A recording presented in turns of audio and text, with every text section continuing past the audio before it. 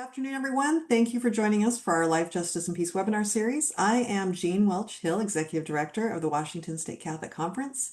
And with me today are my colleagues, Tracy Yackley, our Operations Manager, and David Valmonte, Social Media and Website Specialist for the WSCC. Before we welcome our speaker, there are a couple of housekeeping details to mention. We are recording this webinar and we will send the link to all registrants once we have it posted on our YouTube channel, which should happen early next week. We do ask, because we're recording, that you keep your microphones and video cameras off so we get a clear recording. But please feel free to type any questions into the chat at any time, and Mirya will be happy to take questions at the end of the presentation. And now it's my great pleasure to introduce Mirya Muñoz-Roach, Executive Director for the Society of St. Vincent de Paul of Seattle, King County since 2019. She is the co-founder of Centro Rendu, a special works of the society dedicated to serving the Hispanic Latino immigrant community. For the past 20 years, Mirya has been actively serving immigrant and low-income communities across King and Pierce counties, forming leaders and advocating for individuals and families affected by systems that perpetuate inequality and poverty. Mirya is also a lay ecclesial minister for the Archdiocese of Seattle, offers trainings on Christian leadership, I can't speak today, and Vincentian spirituality, and serves on the WSCC board. So with that, I will turn our time over to Mirya, and thank you for joining us today, Mirya.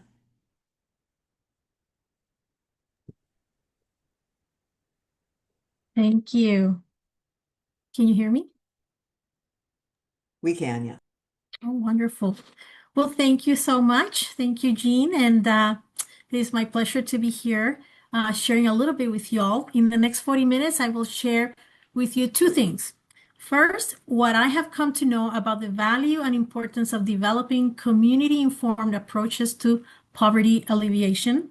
And second, how inclusive practices can help achieve the goal of poverty alleviation, poverty reduction, and yes, even poverty eradication. Now, before we are tempted to think, is this even possible?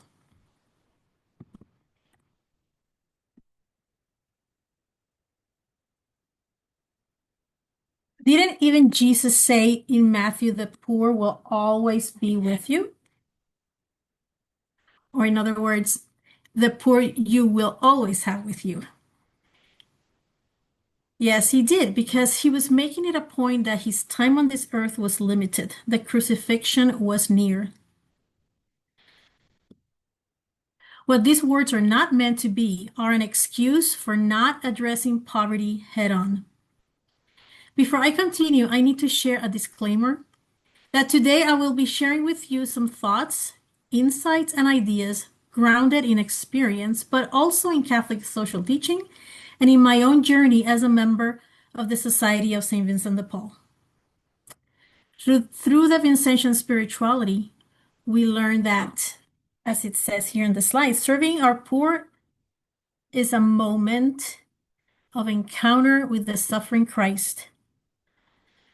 Do not be so quick to judge, but take a moment to bask in the presence of the Holy Spirit in your midst, while slowing down and taking the time to listen to our neighbor's needs and dreams so that your help be more authentic and complete.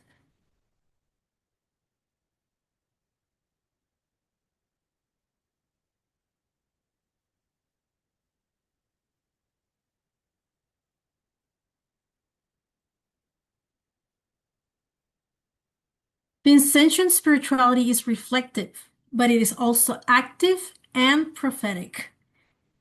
This is a slide that represents a little bit of what our heritage is with Blessed Rosalia, daughter of Charity of St. Vincent de Paul. Being active, in some ways, one could say that our baptism compels us to be radical and bold. A prophetic voice does not stay silent in the face of injustice. It does not stay on the sidelines. If we're about eradicating poverty, if we're about poverty alleviation, we must be strategic, committed to a preferential option for the poor and the marginalized. We must be about looking at policy and practice through a lens that is unafraid of calling out the injustices that are built into some of our very own so-called social service organizations. The sin of inequality means that some opportunities are better suited for some, but not for all. Let me put this in a true Vincentian fashion. And before I go to the next slide, I just need to highlight these words from Blessed Rosalie Rendu because they are the North Star of our program called Central Rendu. She said, hunt down poverty in order to give humanity its dignity. How powerful. And in the words of St. Vincent de Paul, poverty alleviation for me, it requires a systemic approach. And in St. Vincent de Paul words, it says here, deal with the most urgent need, organize charity, so that it is more, I'm sorry, give me 1 second with my technology here. Deal with the most urgent need, organize charity so that it is more efficient, teach reading and writing, educate with the aim of giving each the means of self-support, intervene with authorities to obtain reforms in structure. There is no charity without justice. So today we're talking about poverty alleviation through targeted approaches and inclusive practices. So that's a mouthful. So let me break it down for a minute here. Poverty. When we speak about poverty, it's not just about money. Alleviation is not a simple answer. It's a web. Targeted approaches is about being community informed. Inclusive practices, it starts with good leadership. So let's talk about all of this one at a time.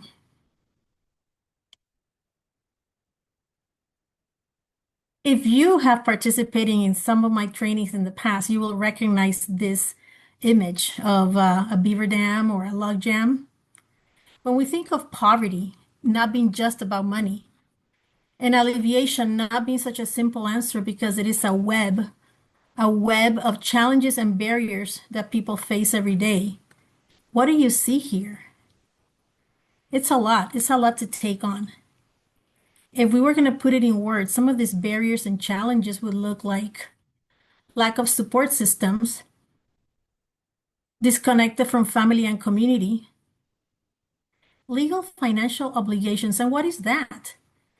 When I started my work here at St. Vincent de Paul, I realized that serving people coming out of incarceration meant that sometimes they would come with a bill that they needed to pay the system.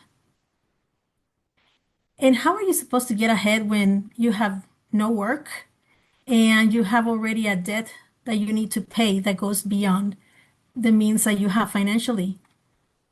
Medical conditions, one thing triggers another thing and another thing, and sometimes that prevents you from working.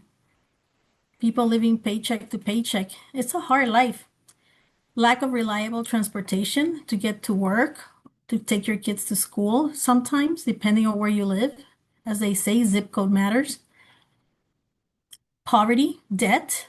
How do you get ahead when you're in debt? What about trauma? That just a trauma of living in poverty. Discrimination, language barriers.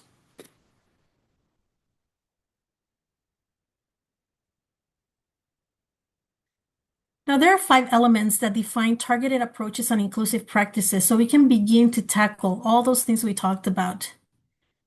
My experience has been that community-based approaches for authentic engagement and greater impact means that we listen and involve local communities in planning and decision-making. As they say, make room at the table. Advocacy and local partnerships is another important element. Collaborating with mission-aligned groups to address poverty challenges and work together for systems change. Empowerment through education and skills training. Investment in educational opportunities from literacy and vocational skills training to college access. Economic development and job creation, creating pathways and employment opportunities. And of course, a budget that reflects a commitment to poverty alleviation from basic needs to financial aid to mentoring to culturally responsive support services. I like to slow this down. There's a lot in this slide.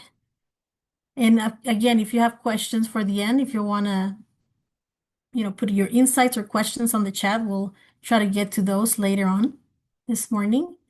And so, again, there's a lot in this slide, but we need to slow it down because we're here about centering people in poverty and figuring out how we can alleviate that and how we can even get to a place where we can eradicate that. And it is possible. I've seen it. But it doesn't mean that some people have all the solutions. The solutions really live within people. And so how do we target these approaches? What does that mean? It means that we are informed by the community, we listen, and then we work together and they create those opportunities, right? And so one example I know that Jean mentioned that I helped to create a new program within St. Vincent de Paul called Central Rendu. And Central Rendu is named after Blessed Rosalie Rendu, who was really a co-founder to the Society of St. Vincent de Paul. And so we named the program after her. The purpose of this slide is just to share with you that the program is an integral approach. It's a comprehensive program that works with individuals and families from basic needs to all the way to leadership formation and training. But at the heart of the center, there's cultural celebrations because it means to belong. To belong, it means that you are going to show up committed to your own development as well. And so sometimes there's programs where, ESL classes or GED, we offer all of those things. But at times people maybe are not as committed to attending if they don't feel like they belong.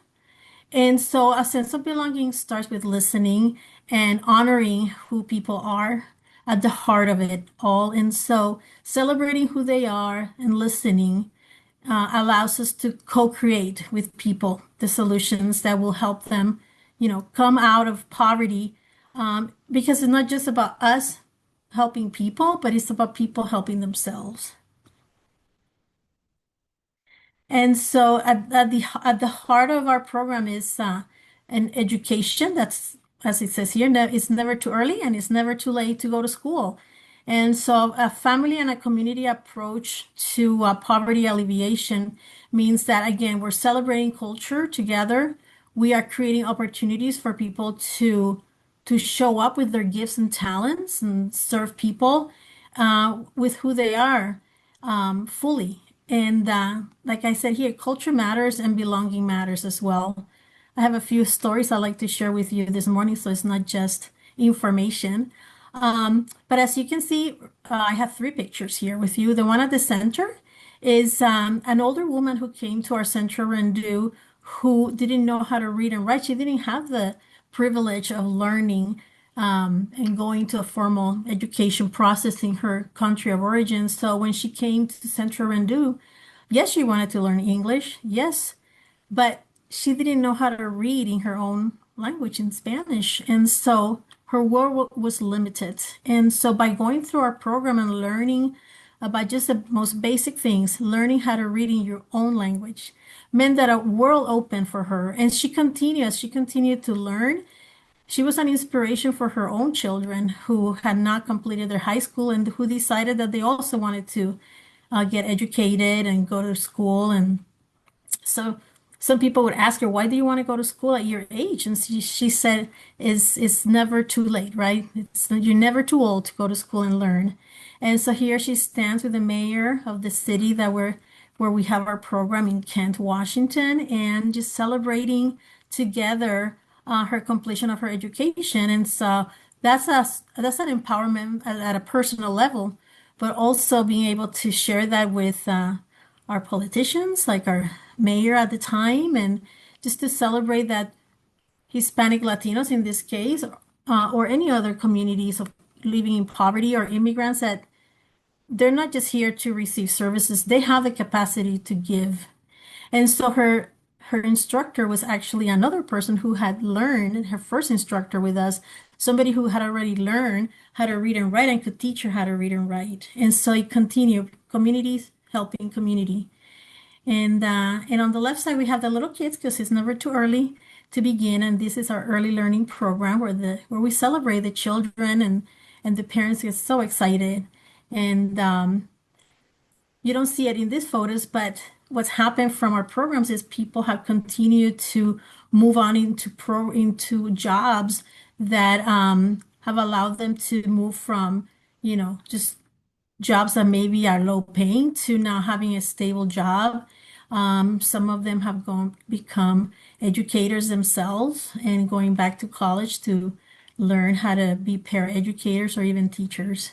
Our young people on the right side, they're just so proud of their culture and be able to offer a space for them to celebrate who they are and their educate and their culture is something that they're very grateful to be able to do now that they're in a different country, to that sense of belonging that comes from culture and from being who they are fully, really brings that joy into these families. And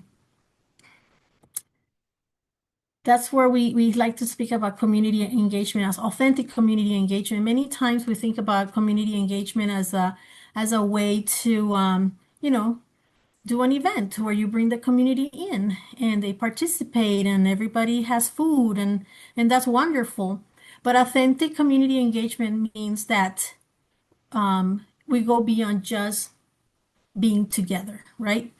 And it says here that it is at the heart of a targeted approach to poverty alleviation because it means that we're slowing down to target our responses to what is most meaningful to the community.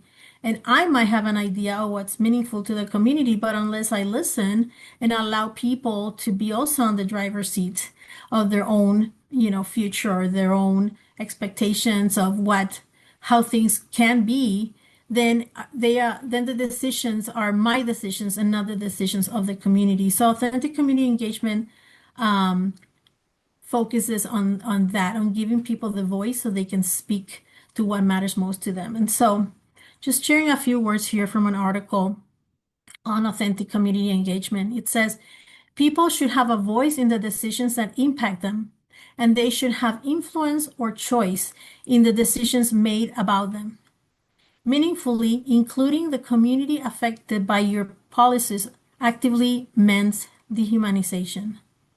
Community engagement restores dignity, respect, and empathy as individuals become partners, not just subjects. Where dehumanization pushes poor communities of color to the margins of society, authentic engagement brings them back to the center.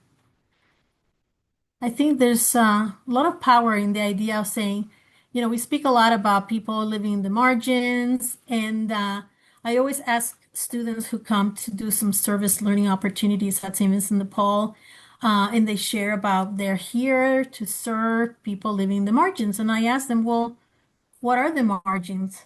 Who created the margins? And I think sometimes we have a lot of words that we repeat, that we've heard them, but we need to break it down and really put meaning behind the words. And so what does it mean to live on the margins? Again, like I asked the students, who created the margins?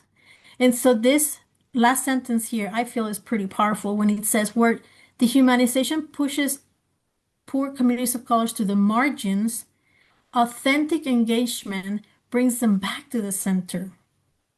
So community engagement is grounded in targeted approaches. And so just think about that. We can talk all day long about serving people on the margins. How do we help people living on the margins? When we have the solution, and that is to erase those margins and say, how do we put people at the center of the conversation? How do we bring people back, create the pathways and the opportunities? We need to create those opportunities. That's why I said at the beginning that inclusive practices is about leadership. It's creating the opportunities for having people at the table when it comes to decision making. It's creating pathways for jobs for education, for opportunities. It can happen. We need leadership that allows for people to be at the center of their own future and to support them. This I love this picture because it might seem like a simple picture, but there's a great story behind it I'd like to take a few minutes to share with you. Here's this lovely, caring lady on the right side. Look at her face. She's got this face of love and compassion. And this was at one of our very first community events at Central Rendu. Frankly, nobody knew who she was when she came and said, "Can I help?" And later on, we were all like, "Who was she?" It was almost like a little angel that showed up that wanted to help. And if you see the little boy, he's fixated on the pan dulce, on the sweet bread. And maybe the pan dulce doesn't mean much to you, but it means a lot to somebody who grew up with that. And it kind of there's culture in our foods too, right? And so it's just a moment of encounter between these two individuals that would have never they would have never come together if it wouldn't have been because there was a community event. And this one lady just wanted to be useful. She wanted to help. And so we opened the door. We said, "We would love for you to help, and this is how you're going to do it. And here's where we have this, and go at it." And so just giving her the opportunity to just be herself and share something as simple as, you know, being a host, being a just sharing, right? Just something as simple gave her such a sense of I can be useful, right? And I'm in this community. And look at the little boy. He just really wants the pan dulce. So in practice, poverty alleviation through inclusive practices means moving beyond charity to co-creation, where marginalized groups are not just beneficiaries, but active partners in shaping solutions that are equitable, sustainable, and transformative. So I continue to talk about inclusivity because it means that this authentic engagement that we're talking about means you are listening to me and I feel heard. Not only heard as in, yeah, people keep asking me, there's a lot of surveys and we keep answering this, but that I'm actually part of the solution. I'm being invited to co-create with you our future together. And in doing that, I am more authentically engaged because I know that if I show up, it's going to matter. That if I show up and you ask him for my opinion, you are actually going to listen and something is going to happen. So this, as it says here, you're no longer an outsider looking in. Now you are in it. You're participating. You are an agent of your own transformation, which, as we said at the beginning, and you think about the logjam, it's a lot. It's a lot for a person in poverty to carry. When you think about the logjam, it's just so many things. But if you can help me, right? If you are the person in power that can help me with a few of these barriers, maybe like that beaver jam, then maybe something starts to loosen up and I'm able to seek further help, work on my development. And if there's opportunities that we as leaders are helping to create and shape based on what we've learned and in collaboration with the people in the margins, then as it said before, those margins are going to be slowly and slowly disappearing. Why? Because we're bringing people to the center. We're bringing people to the center of where decisions are made or of where budgets are being built.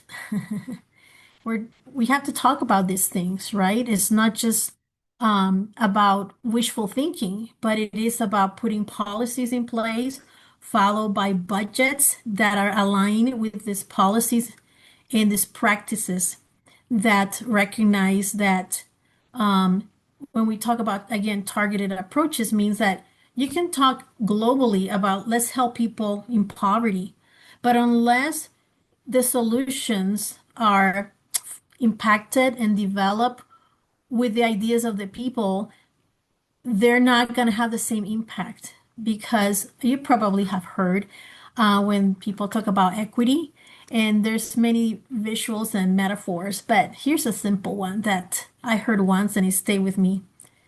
When they say everybody deserves to have shoes, yes, everybody deserves to have shoes.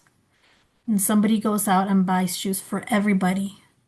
It just so happens to be that they only bought a size 10.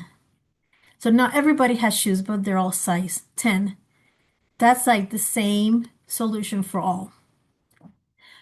But when we take into consideration what everybody's particular needs are, then all of a sudden we're able to give everybody the right size of shoes, right? And so there's a slight difference there, and that is a targeted solution, right? It's a solution that addresses your situation, the situation of the person living in poverty, not just as a global response, but as a response that is humane, that places people's particular needs and realities in context. And when we think about our policies, and as Catholic social teaching will say, the preferential option for the poor is the prophetic call that we are to respond to, right? And so when we do that, we have responses like this. And I'd like to share this slide with you. This is a celebration, a mass, to celebrate 10 years of Central Rendu. And of course, there's many, many lives behind this picture, serving over 1,500 families every year. But the people here is just a sample of people we've served, people that work alongside with us, whether they're partners or staff or volunteers, some Vincentians here. Um, you can tell there's a bit of inequality there, except for the priests. They're all women. So after taking this picture, I remember one of our staff saying, we have work to do to be more inclusive of the men and the parents and the fathers in the lives of some of our families. And so she started a program for our early learning program that now many, many of the fathers attend. And so being aware of those things is certainly important. But nevertheless, this is a joyful moment of celebrating 10 years, several years ago, 10 years of Central Rendu.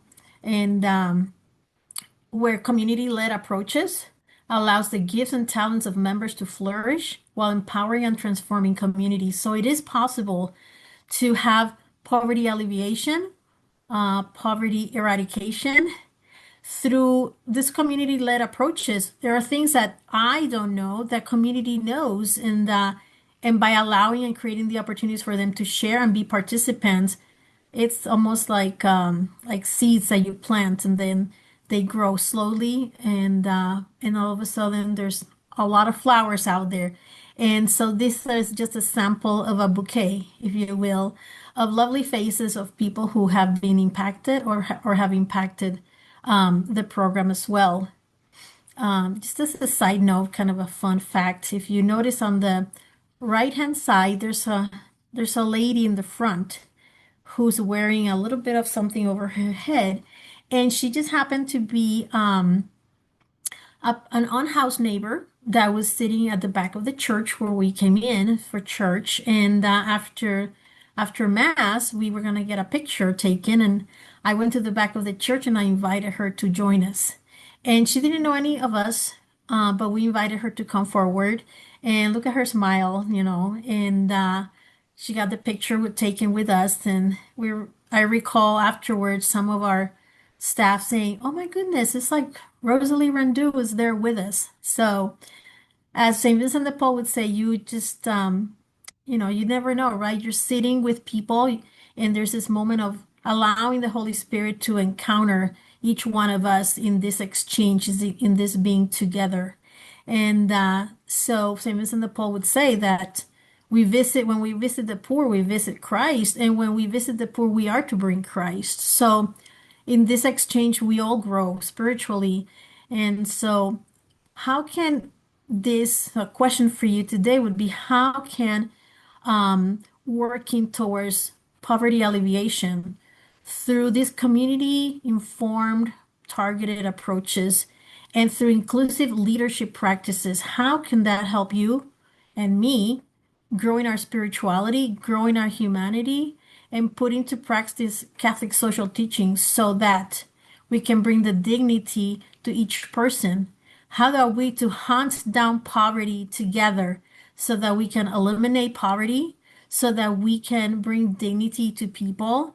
And how do we do that in such a way that it's not just what I have to offer myself directly, but how am I to create opportunities for other people in these communities to lead and to be there for others as well? And so the invitation, I guess, for me today, for all of you, is to, think about ways in which you and your organizations can maybe raise your hand from time to time and say, how can we invite others to come in and to tell us, what's working and what's not working for them. And most importantly, I also want to invite you to think about how you could join the Society of St. Vincent de Paul in your local area, where the call is to go out. So not just to have people come in, but to go out and seek people's thoughts and opinions as we go out and serve and help people as well. And so, yeah, I mean, I think that my message for you all today is that poverty alleviation is possible. It does take some leadership to do that. And the key part of this leadership is learning to be humble enough to take a step and as they say, pass the microphone to somebody else and let them have a voice.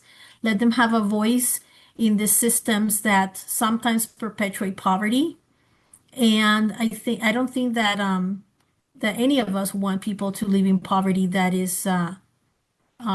does not allow, for the dignity of the human person, right? And so now with our Pope Leo also challenging us to think about, artificial intelligence and how the world is changing right now.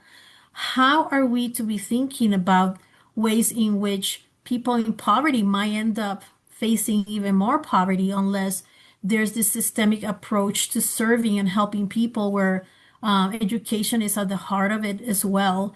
And jobs are going to be a challenge for some as well.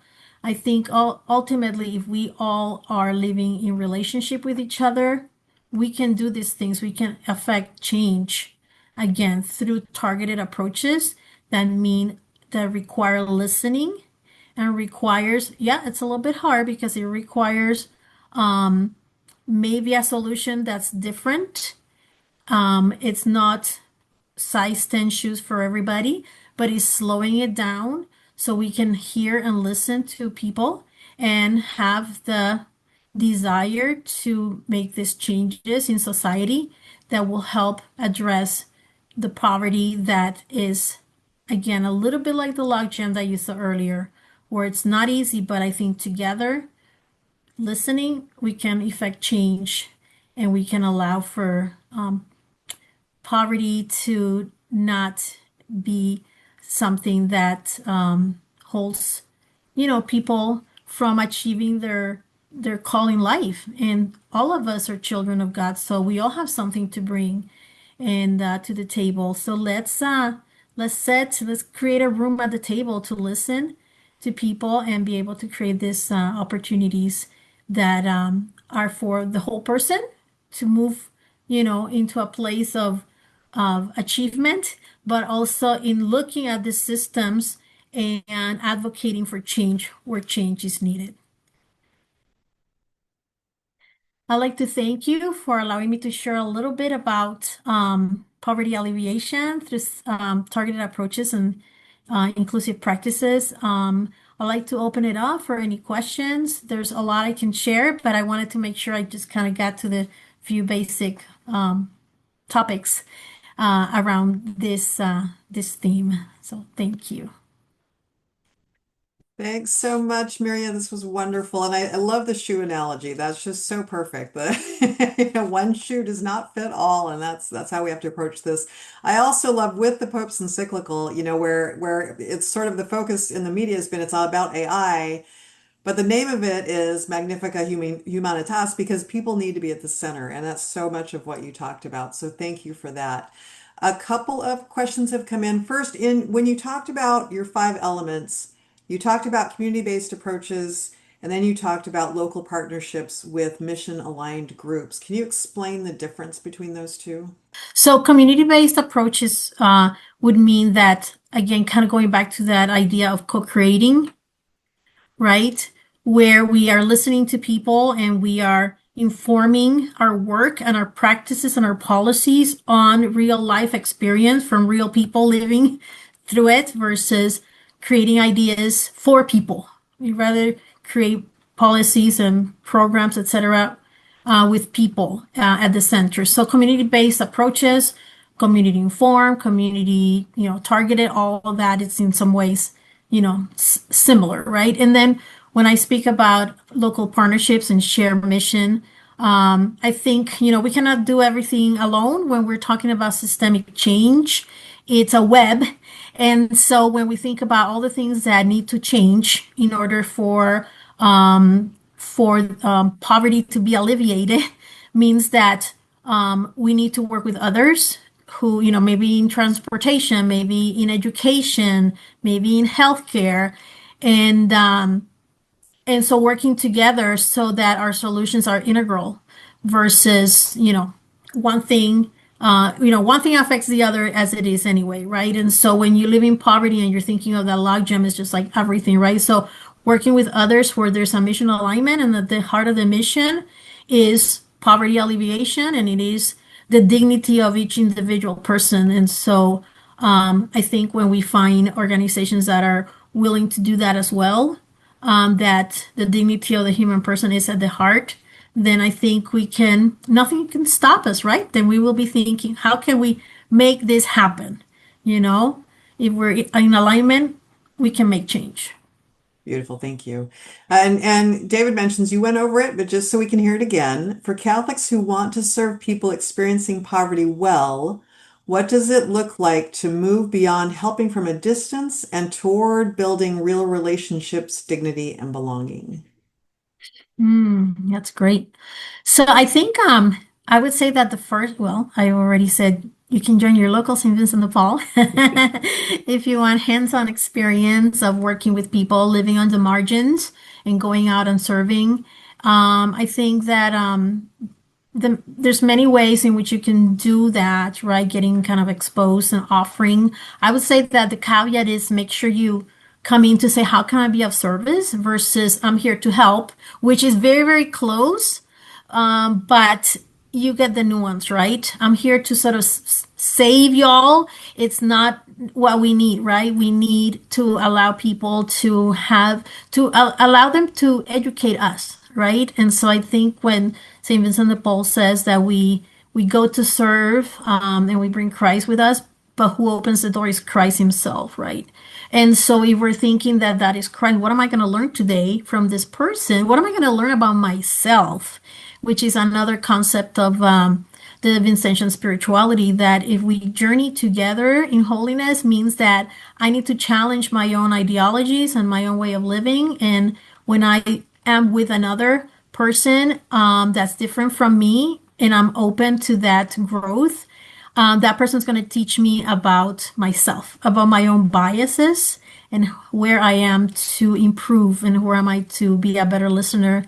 And again, if we put the other at the center, I think we will be on the right path. Perfect, thank you. And along those lines, what do you say? I mean, we talked about central rendus. So what do you say to someone who says, well, I want to help, but I don't speak Spanish? How do you address, or I want to help, but I don't speak English? How do you address those? Sure, sure. Yeah, well, thank you. And I think that there's many ways in which one can help. And of course, if you don't speak Spanish, that's okay. People need to practice their English. And people are very gracious about that. It's funny because when I've started this work, I've always tell people, yeah, people want to learn English and but sometimes it's very hard when you don't even know how to read in your own native language. And so it's okay. It's the right thing to do I think, to offer these opportunities in people's own language. It's not like, oh, well, you're in America, you need to learn English. Well, yes, you do. But what we want is for people to be able to get there the best way possible. And so it's okay for people to, learn how to read, how to do math in their own language. They can help their children better in school. And that's so how can you help if you don't know the language? It's okay. There's many ways to help. We all do sign language. But people, people sometimes need transportation to the hospital, right? And so I'm just gonna get a little bit of water. So there's many ways in which you can offer who you are, to the programs, and just email me out. I put the email there. We'll find your way. Perfect. And I will say, Isha offers up a program that she's put into place that might be mission aligned. So, Isha, I would recommend you take down Mirya's email, which is right there on the screen, and you guys can have that conversation. Uh, Final question. It looks like, unless others, please feel free to add your questions. But can you recommend poverty education videos for volunteers who think that we are enabling people? Okay. I'll be happy to share with you, Jean, and maybe you can post some things on the website. Um, that's a really good question. You know, enabling people versus helping people. That could be a whole other webinar. I think it is a balance between just doing things for people and allowing people to do things for themselves, which is, I think, what we're trying to say here, right? That poverty alleviation can only occur when you are giving people the tools for them to create and to do what they need to do. So yeah, our job is to create some pathways, to open some doors, and then allow people to come right through them, right? Because sometimes what it is are doors that are closed to people, and that's why we talk about systemic change, is because their systems, I mean, systems are systems and they're designed to protect themselves. And people are human beings with all kinds of unique needs. And so when we are in systems protection mode, we are not in poverty alleviation mode. And that we're also in dehumanizing mode, like it said in that other quote. So to break down that dehumanization, we need to center people's voices. And in some ways is what Rosalie Rendu said when she said hunt down poverty. She goes back and says to give humanity its dignity. And so I think the work that we must do together to alleviate poverty, it's a baptismal prophetic call to do work that can be done, but it's got to be done together. So it seems easy, but then it's not as easy, right? It's hard because working together is hard, and changing systems and mindsets are hard, but it's not impossible. Great answer to a perennial problem. So, thank you. Last one, Mirya, from what's one misconception Catholics should move away from when thinking about poverty alleviation? And what does a more faithful, dignity-centered approach look like? Well, I think that's why I wanted to incorporate. I had some techie issues at the beginning, but I wanted to include the passage from Matthew, where sometimes in our own mentality, oh, the poor will always be there or whatever, right? That's not exactly, but that's kind of how we repeat it. And I wanted to bring that in at the beginning because I think sometimes we think, well, the job is too big, or, even if Jesus said the poor, oh, we will always be there or whatever, thinking that there's no work to be done. And then yet, Jesus was saying that because he was being challenged by no other than Judas himself, saying, "You're wasting your money, man, right? let's sell, let's sell the expensive perfume for the poor." And sometimes what the poor need is not money. They need our love. They need our attention. They need our time to offload what the trauma of poverty does to you.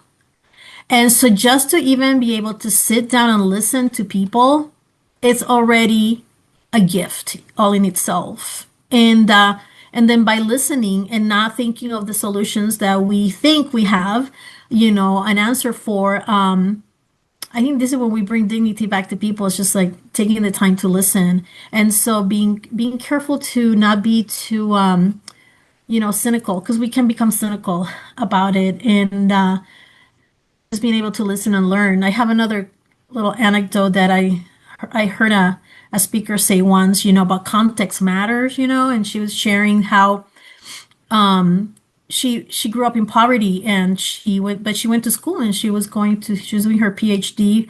She came out of poverty, and she just, worked through a lot of the things we talked about today, somebody giving her an opportunity and things like that. But nevertheless, she's in school, and she's down in Phoenix, Arizona, in the middle of the summer, and that they're coming out of a seminar. She and her friend grew up in wealth, and they came out, and it was hot as it can be in Phoenix in the middle of the summer.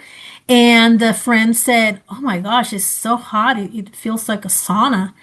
And she looked at him and said, "Oh wow, I was thinking it was hot. It felt like a laundromat, or it feels like a laundromat."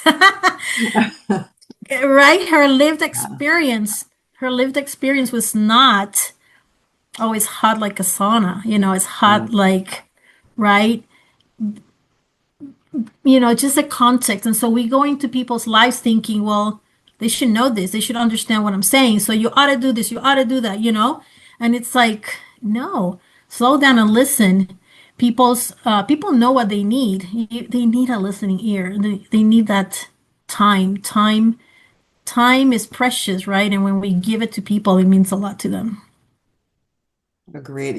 Thank you. It's been great to listen to you today.